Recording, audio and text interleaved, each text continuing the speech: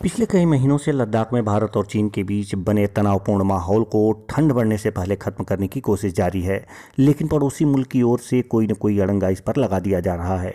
चीन अब इस बात पर जोर दे रहा है कि भारत को पूर्वी लद्दाख में अन्य जगहों से सैनिकों को हटाने को लेकर चर्चा करने से पहले पैगोंग झील के दक्षिणी किनारे पर पहाड़ की चोटियां खाली करनी होंगी।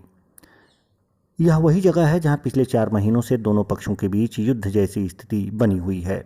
चीनी सेना पहले दक्षिणी किनारे पर स्थिति को हल करने के पक्ष में है, जहां भारतीय सेना सामरिक रूप से अपनी स्थिति मजबूत कर ली है, जबकि भारत चाहता है कि वास्तविक नियंत्रण रेखा एलएसी पर पूर्वी लद्दाख में सभी जगह से सैनिकों को हटाने का रोड मैप तैयार किया जाए। सूत्रों का कहना है कि कोर कमांडर स्तर की छठे दौर की वार्ता के दौरान भारत का रुख यही था कि एलएसी से सटे डेसपांग मैदान सहित सभी विवादित इलाकों को लेकर चर्चा की जानी चाहिए। एक अधिकारी ने कहा कि महज एक या दो जगहों के लिए ही चर्चा क्यों होगी, जबकि पूरे क्षेत्र में स्थिति तनावपूर्ण है।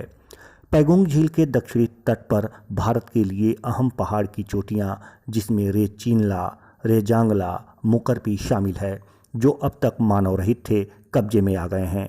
ये कुछ अन्य चोटियों के साथ भारत को चीनी नियंत्रण के तहत स्पैंगूर गैप पर हावी होने की अनुमति देते हैं। इसके साथ ही चीनी सीमा मोल्डो गैरिसन पर भी यही चीज चीनी सेना को आक्रोशित कर रही है, क्योंकि उसकी ओर से यहाँ से भारतीय सैनिकों को खदेड़ने के कई प्रयास किए गए। इस दौरान चेतावनी के रूप में फायरिंग भी की गई। भारत ने 15 जून को गलवान घाटी में हुए संघर्ष के बाद अपनी गतिविधियों के नियमों को बदल दिया, जिसमें 16 बिहार रेजिमेंट के कमांडिंग ऑफिसर कर्नल संतोष बाबू सहित 20 भारतीय सैनिक शहीद हो गए थे। चीन ने इस हिंसक झड़प में भारतीय सैनिकों पर मध्यकालीन युग की तरह लोहे से बने हथियारों से हमला किया था।